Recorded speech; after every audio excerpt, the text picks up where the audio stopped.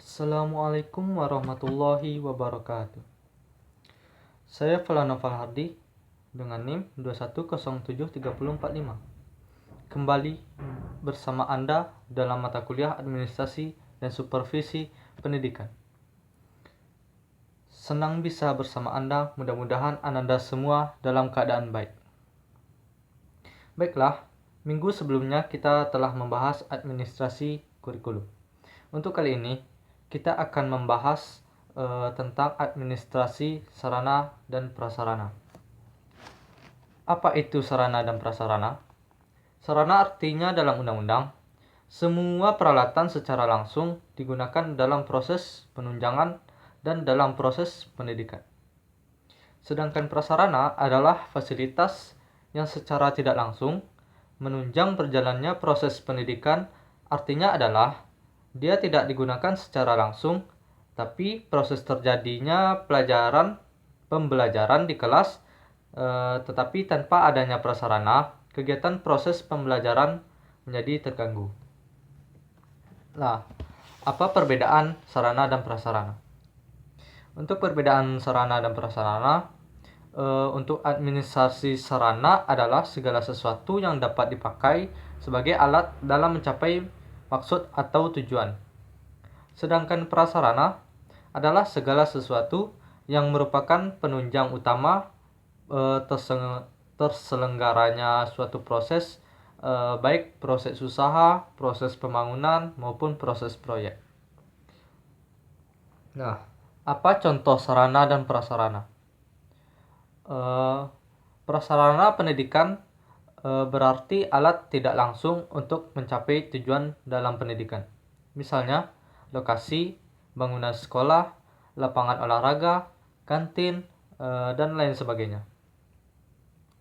Contoh lain dari pengertian sarana dan prasarana yaitu mobil, bus, motor, sepeda adalah sarana transportasi darat. Nah, sarana ada 4 kelompok sarana dan prasarana. Yang pertama, untuk kelompok yang pertama yaitu site atau tanah. Site atau tanah artinya letak atau lokasi, lahan, jalan yang telah dipilih untuk didirikannya gedung sekolah atau perguruan tinggi dan lembaga pendidikan. Kelompok yang kedua yaitu building atau bangunan. Building semua struktur, semua bangunan yang sengaja didirikan dan digunakan untuk kepentingan pendidikan demi kelancaran proses belajar mengajar. Baiklah, untuk kelompok yang ketiga yaitu equipment atau perlengkapan. Equipment atau perlengkapan ini selalu kita pakai dan kita gunakan pada saat kegiatan berlangsung, seperti perlengkapan menggambar, perlengkapan olahraga, perlengkapan penerangan, sarana komunikasi, dan lain-lain. Untuk kelompok yang keempat ada furnitur. Furnitur ini biasanya seperti kursi, meja, papan tulis, dan lain sebagainya. Baiklah, untuk selanjutnya ada beberapa prinsip dasar administrasi sarana dan prasarana. Prinsip yang pertama adalah kegiatan administrasi surprise yang menggambarkan harapan citra masyarakat yang berlandaskan dengan tujuan pendidikan. Prinsip yang kedua, itu perencanaan administrasi itu adalah keinginan bersama, keinginan yang mempertimbangkan satu tip ahli yang ada atau yang sudah dibentuk pengelolaan yang ada di surprise di lembaga itu. Untuk prinsip yang ketiga, disesuaikan dan memadai bagi kepentingan peserta didik.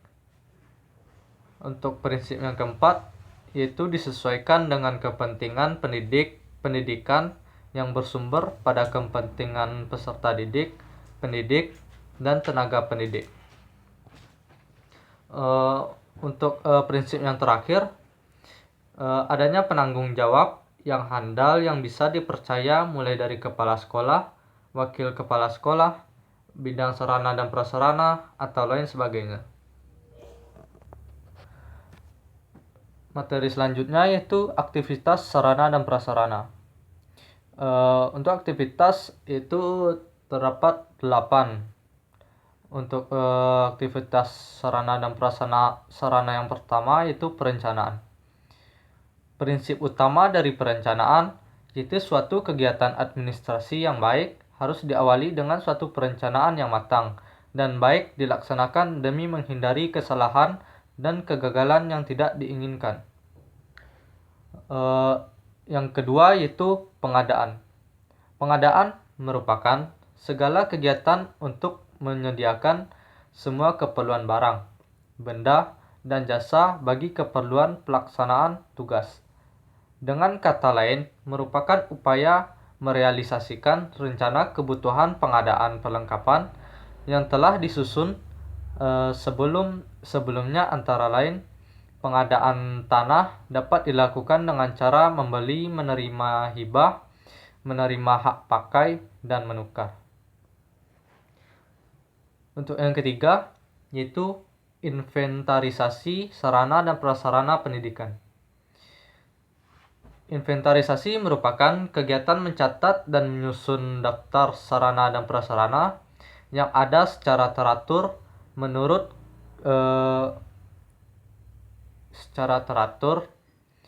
ketentuan yang berlaku ke dalam suatu daftar inventarisasi yang berfungsi sebagai data yang diperlukan dalam perencanaan, pengadaan, penyalur, pemeliharaan, penghapusan, pengendalian, serta pengawasan sarana dan prasarana.